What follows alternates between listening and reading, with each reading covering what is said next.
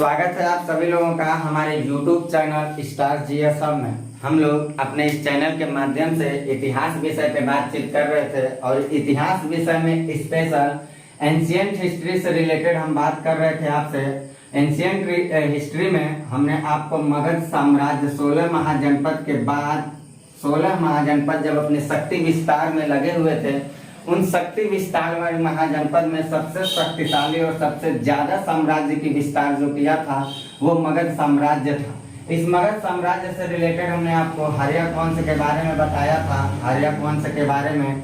फिर हमने आपको बताया था शिशुनाग वंश के बारे में बताया था। शिशुनाग वंश के बारे में इसके डिक्लाइन के बाद ये आया और इसका कैसे डिक्लाइन हुआ तो नंद वंश आया। नंदों के बाद जो मैंने कहानी आपको बताया था, ठीक इसी के बाद भारत देश विदेशी आक्रांताओं का सामना करने लगा, यानी कि विदेशी आक्रमण देश में शुरू हो गए।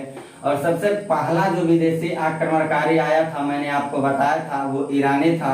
और ईरानियों के बाद जो आए थे वो यूनानी थे। ये यूनानी जो था, इसमें सबसे प्रमुख भूमिका निभाने का काम सिकंदर ने किया था। हमने सारी कहानी आपको बताया। यही सिकंदर अरवेला के युद्ध 331 ईसा पूर्व के आसपास ईरानियों की सत्ता को परास्त कर देता है और भारत के पश्चिमोत्तर क्षेत्र में खुद चला आता है। जिस समय ये यूनानी आए थे उस समय भारत में मगध पर नंदों का जमाना चल रहा था। ऐसा सारा कहानी हम आपको इसके पिछली वाली वीडियो में बता चुके हैं। नंदों के शासन काल के संदर्भ में जो यूनानी आए थे तो भारत में दो झलकती हुई सत्ता थी। एक तो था नंद वंश और दूसरा था यूनानी। तो मैंने पहला जो नंद वंश था और दूसरा विदेशी आक्रांता जो यूनानी थे, इन दोनों की नंद वंश को भी पराजित करने का काम, इनको भी समाप्त करने का काम। और यूनानियों में सिकंदर के जाने के बाद जो पंजाब और सिंध के क्षेत्रों में जो यूनानी बसे थे, इनको भी समाप्त करने का काम जो किया था, हमने आपको बताया था, वो चंद्रगुप्त मौर्य था। यानी कि कल की जो मेरी क्लास लगी थी आप लोगों के बीच में, वो मौर्य साम्राज्य से रिलेटेड थी। मौर्य साम्राज्य से रिलेटेड मैंने आपको चंद्रगुप्त मौर्य के बारे में बताया था।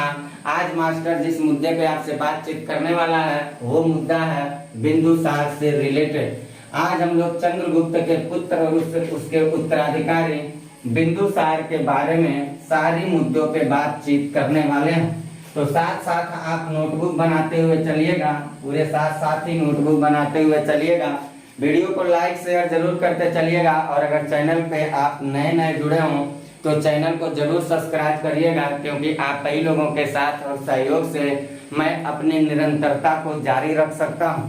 तो मैं आशा करता हूं कि आप लोग पूरी कंटेंट को विधिवत से नोटबुक बनाते चलेंगे।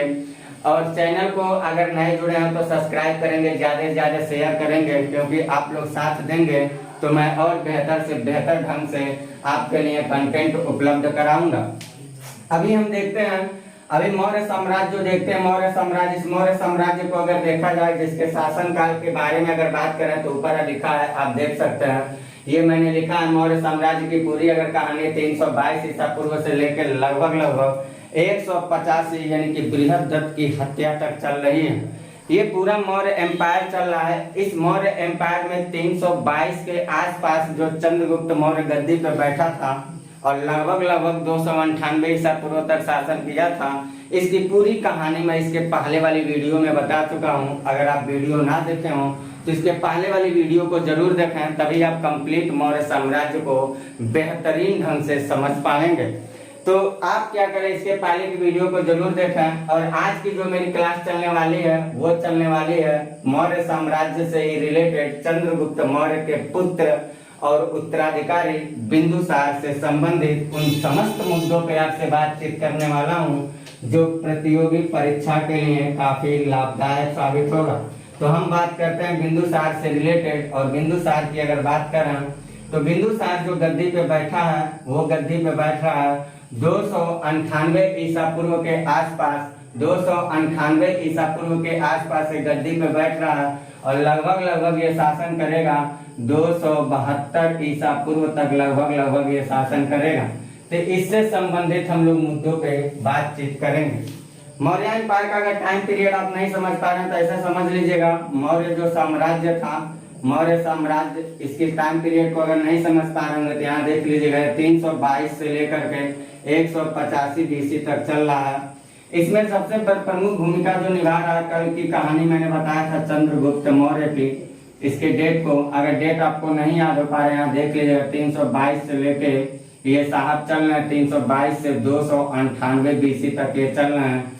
और 298 से अगर देखा जाए 298 से देखा जाए तो 272 तक काम करेंगे, 272 तक काम करेंगे, ये काम करेंगे बिंदुसार। तो इन्हीं के मुद्दे पे हम लोग बातचीत करेंगे, बिंदुसार की सारी बातों को हम लोग जानेंगे। फिर इसके बाद हम लोग अगली कड़ी में जब पढ़ते हैं तो हम आपको पढ़ाएंगे अशोक के बारे में। आज मास्टर जिस मुद्दे पे बातचीत करने वाला आपसे वो है बिंदुसार। तो बिंदुसार से सबसे पहली बात तो यही बनेगा कि बिंदुसार जो था वो चंद्रगुप्त मौर्य का पुत्र भी था और साथ ही साथ उत्तराधिकार के रूप में भी था। यानी कि कल जो हम लोगों ने क्लास पढ़ा था उसमें चंद्रगुप्त मौर्य की पत्नी के बारे में भी चर्चा हम लोगों ने किया था। उसमें चंद्रगुप्त मौर्य की एक पत्नी दुर्धरा मैंने बताया था, एक दुर्धरा बताया था, और एक और पत्नी जो सेल्यूकस निकेटर के युद्ध के बाद उसने अपनी पुत्री का शादी किया था, जो हेलेना थी, उसकी शादी किया था। तो वो भी उसकी पत्नी के रूप में थी।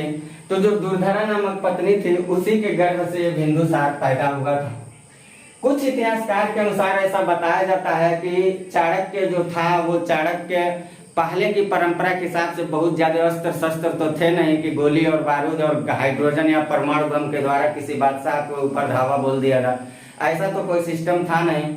इसलिए राजाओं को मारने के लिए कूटनीतिक चाल का सहारा लेना पड़ता था। बहुत सारे जहर इत्यादि भोजन में दे करके खिलाना, बहुत आसानी तौर तरीके से किसी राजा के ऊपर हमला बोलने की कोशिश किया जाता था।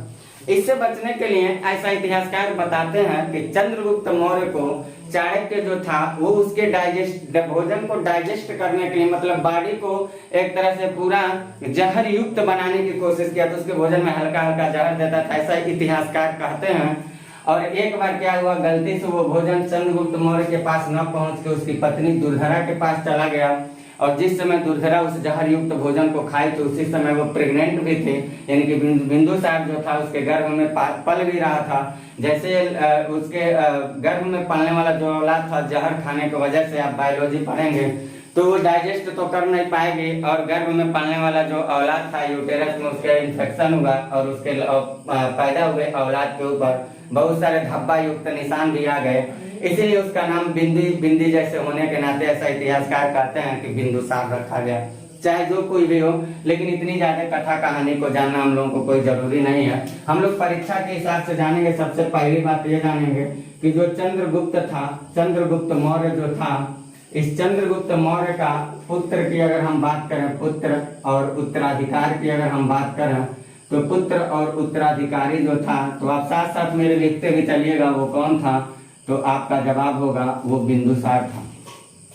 बिंदुसार को इतिहास में कई नामों से जाना जाता है।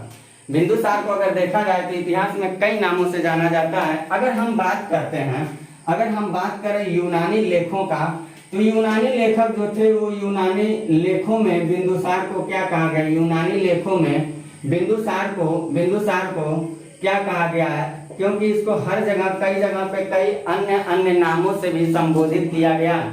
अगर यूनानी लेखों की हम बात करें तो बिंदुसार को अमित्रोकेट्स कहा गया है, अमित्रोकेट्स कहा गया है। और इस अमित्रोकेट्स का जो संस्कृत में रूपांतरण किया गया, जो अमित्रोकेट्स था, इसका संस्कृत में रूपांतरण अगर देखेंगे, अमित्रोकेट्स का संस्कृत में रूपांतरण जो था, रूपांतरण वो क्या था, तो आप यहाँ लिख लीजिएगा, वो अमित्र घात होता था, अमित्र घात कहलाता है। और अमित्र घात का मतलब जो होता है, उसका मतलब होता है, यहाँ समझिएगा, अमित्र घात का जो मतलब होता है, अमित्र घात का शाब्दिक अर्थ जो होता है, शाब्दिक अर्थ जो होता है वो होता है शत्रुओं का वध करने वाला, शत्रुओं का वध करने वाला। यानी कि अगर बिंदुसार के हम नाम पे बात करें तो इसके नाम के लिए कई जगह पे यूनानी लेख जो है इसको अमित्रो केट्स के रूप में जान रहे हैं, और इसका संस्कृत रूपांतरण जो हो रहा है वो मित्रघात, जिसका शाब्दिक अर्थ शत्रुओं का वध करने वाला या शत्रु विनाशक के रूप में यह जाना जाता था। इसके अलावा अगर हम हिंदू माइथोलॉजिकल बातें करते हैं तो चाहे जैन ग्रंथ हो, चाहे बौद्ध ग्रंथ हो, चाहे पुराण हो, ऐसे कई उल्लेख हैं जो बिंदुसार के कई नामों से संबोधित करने की कोशिश करते हैं, और ऐसा एग्जामिनर सवाल भी कई बार बना भी चुका है, और एग्जाम में सवाल बनने की संभावना भी रहती है। अगर हम बात करें वायु पुराण में, तो वायु पुराण जो है, उस वायु पुराण में बिंदुसार को भद्रसार की उपाधि दी गई है। तो अगर हम बात करें वायु पुराण की बात करें तो वायु पुराण में लिखते चलिएगा, वायु पुराण में बिंदुसार को भद्रसार कहा गया है, भद्रसार कहा गया है। अगर हम जैन ग्रंथों की बात करें तो जैन ग्रंथ में भी बिंदुसार को एक अतिरिक्त नाम दिया गया है जैन ग्रंथ में। और जैन ग्रंथ की अगर हम बात करते हैं तो जैन ग्रंथ क्या कहता है, जो जैन ग्रंथ में बिंदुसार को सिंह सेन के नाम से जाना जाता है, सिंह सेन कहा गया, यानी किसी नाम से इसको पुकारा गया।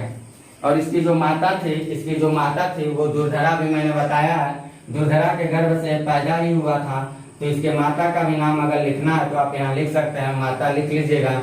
बिंदुसार की जो माता जी हैं वो दुर्धरा, उनका नाम बताया जाता है। और ये दुर्धरा जो नाम बताया जाता है, इस दुर्धरा नाम को बताने के लिए परिशिष्ट पर्वन रिसोर्सेज जो मिलता है उसी के अनुसार कहा जाता है कि बिंदुसार जिस औरत के गर्भ से पैदा हुआ था उसका नाम दुर्धरा था, ऐसा परिशिष्ट पर्वन के हिसाब से बताया जाता है।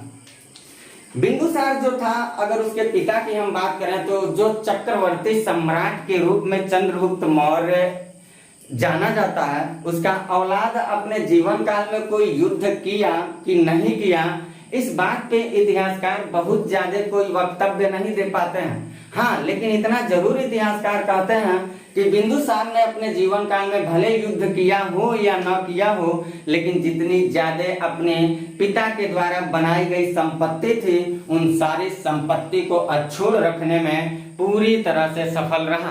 कहने का तात्पर्य यह है कि बिंदुसार भले अपने साम्राज्य विस्तार के लिए कोई बड़ी युद्ध नीति का पालन करके साम्राज्य विस्तार नहीं कर पाया, मैं मानता हूँ इतिहासकारों के अनुसार, लेकिन बिंदुसार इतना भी कमजोर शासक नहीं था कि साम्राज्य विस्तार न कर पा रहा हो और उसके वजह से अपनी कमजोरी के कारण अपने पिता के द्वारा बनाई गई संपत्ति को तहस नहस करे, ऐसा नहीं किया था। उसने संपत्ति को अछूत रखा, यानी क्षय नहीं होने दिया, ऐसा इतिहासकारों का कहना है। इतिहासकार ये भी कहते हैं कि एक बार बिंदुसार के शासनकाल में क्या होता है, तक्षशिला के आसपास विद्रोह हो जाता है। जरा यहाँ आप देखिएगा नक्शे में, जरा मैप में हम लोग एक बार देख लेते हैं इसको। सपोज करिए ये भारत है, हमारा भारत देश, और उस समय का जो पाकिस्तान वाला एरिया था वो भारत का हिस्सा था। ऐसा माना जाता है कि एक बार तक्षशिला में क्या हो रहा है, तक्षशिला में विद्रोह हो जा रहा है, और यहाँ बिहार में मगध की गद्दी पे बैठने वाले ये साहब जी थे बिंदुसार महोदय। तो तक्षशिला के विद्रोह को दबाने के लिए सबसे पहले इसके पुत्र की अगर बात करें तो सुसीम भी इसका औलाद था बड़ा बेटा के रूप में, और अशोक भी इसका औलाद था, लेकिन वो उससे छोटा था। ऐसा माना जाता है कि बिंदुसार ने तक्षशिला में हुए विद्रोह को दबाने के लिए सबसे पहले अपने औलाद सुसीम को भेजता है, लेकिन सुसीम जाता है तो सुसीम जो था वो असफल हो गया, यानी कि ये विद्रोह को अपने दमनकारी नीतियों के सहारे दबाने में सफल नहीं हो पाया।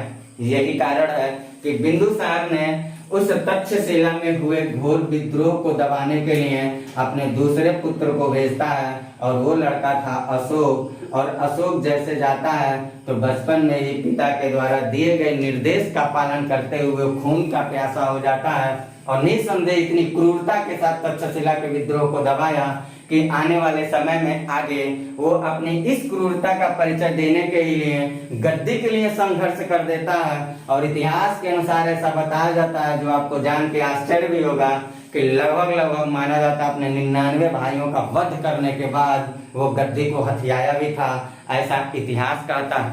यानी कि सवाल की नजर से अगर देखा जाए तो आपको क्या जानना है, ये जानना है कि बिंदुसार के समय, लिखते चलिएगा, मैं बोलता भी चल रहा हूँ, अगर मेरा लिखावट आपको नहीं समझ में आएगा तो आवाज से ही लिखिएगा मेरे साथ साथ। बिंदुसार के समय तक्षशिला में विद्रोह हुआ, जिसे दबाने के लिए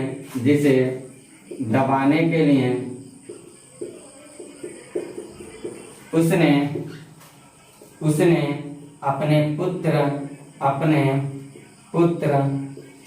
को भेजा। अब ये पुत्र जो जा रहे हैं, इन दोनों साहब जी लोगों का नाम लिख लीजिएगा जो भेज रहा है। इसमें सबसे पहले जो महोदय जा रहे हैं, सुसीम जी जा रहे हैं, बड़े पुत्र थे सुसीम, तो लिख लीजिएगा सुसीम, ये सबसे पहले जा रहा, लेकिन डैश मार के लिख लीजिएगा ऐसे, ये असफल रहा।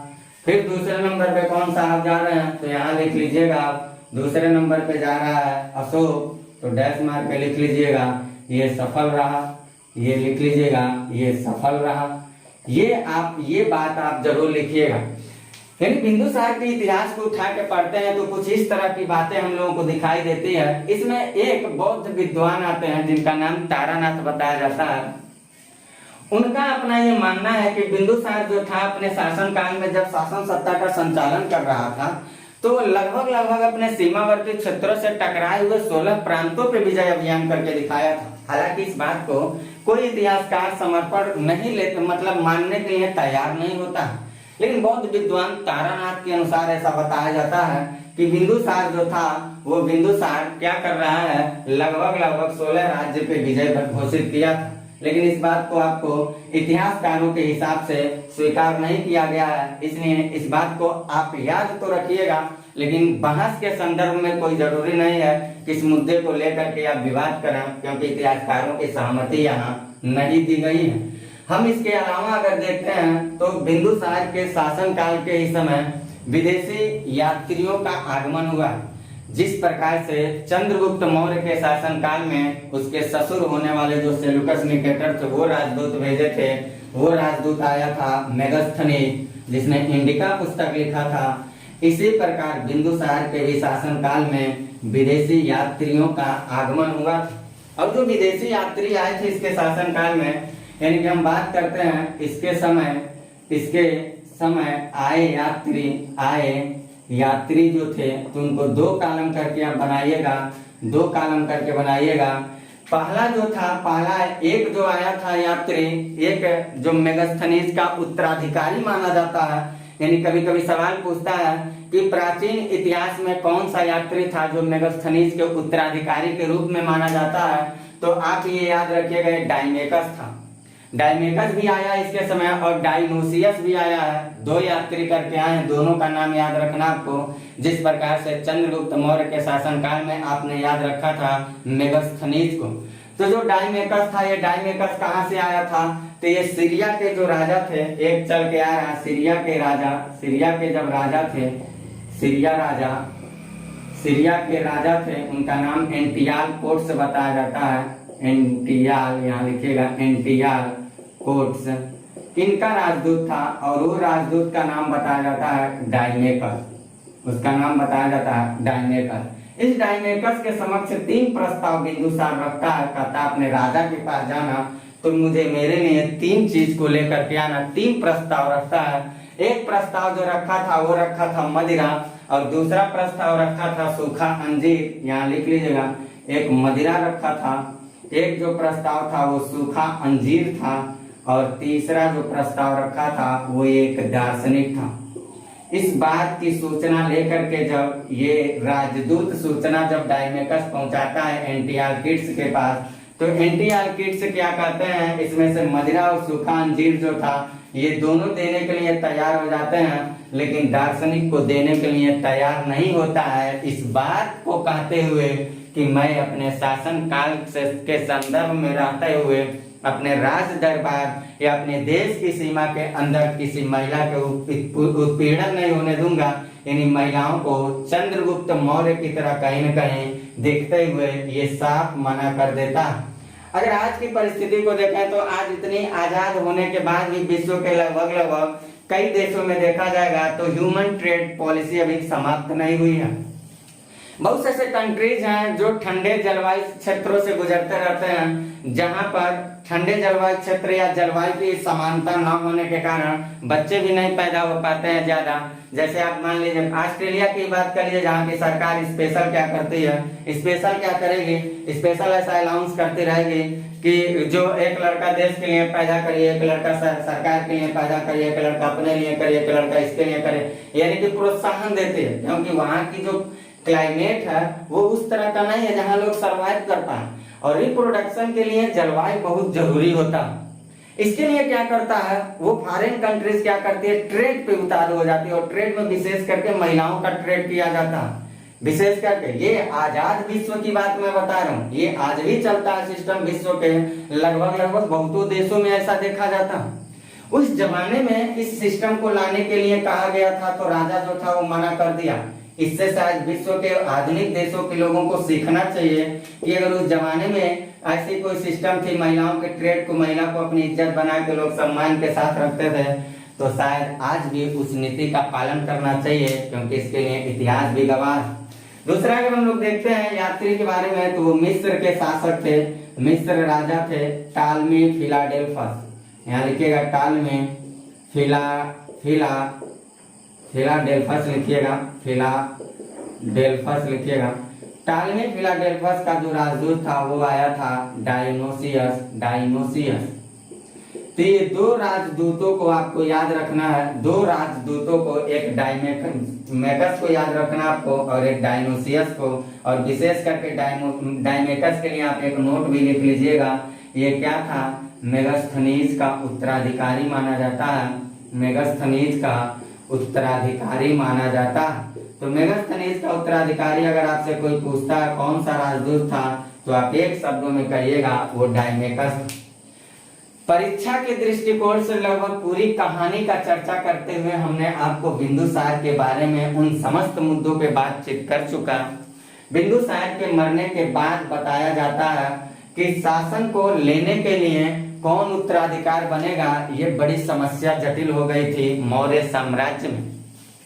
ये बड़ी मुश्किल की बात हो गई थी कि कौन उत्तराधिकार को धारण करेगा। लेकिन ये जरूर बताया जाता है कि 272-73 के आसपास मौर्य साम्राज्य में, जैसे इसकी मृत्यु हो रही बिंदुसार की 72 में, इसके मृत्यु के बाद मौर्य साम्राज्य के उत्तराधिकार के रूप में कौन बैठेगा, लगभग बिंदुसार के कई सारे पुत्र ऐसे थे और कई ऐसे अलग से भी चंद्रगुप्त मौर्य से ताल्लुकात रखने वाले लोग थे।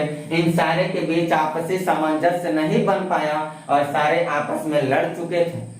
इतिहास के अनुसार ऐसा बताया जाता है, जो कहानी मैं आगे बताऊंगा भी आपको, कि इतिहास के अनुसार ये कहा जाता है कि इन सामंजस्य न बनने की वजह से इन सारे राजाओं के बीच में जो विद्रोह हुआ था, उन विद्रोह में लगभग 273 से लेकर के 269 ईसा पूर्व तक अशोक अपने 99 भाइयों का सरेआम कत्लेआम करता है, वध कर देता है, और वध करने के बाद वो राजगद्दी पर बैठता है।